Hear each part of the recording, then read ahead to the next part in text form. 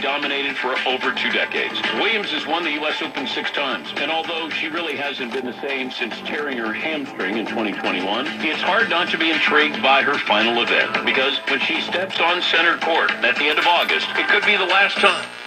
The most dominant athletes of all time.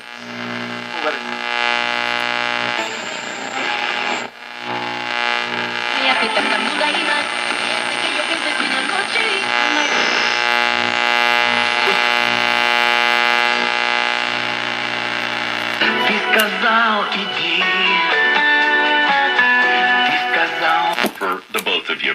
Also, ask about sleep. But summer means that nearly 50,000 Portland children face hunger daily. Free lunch and play supports families by offering nutritious meals and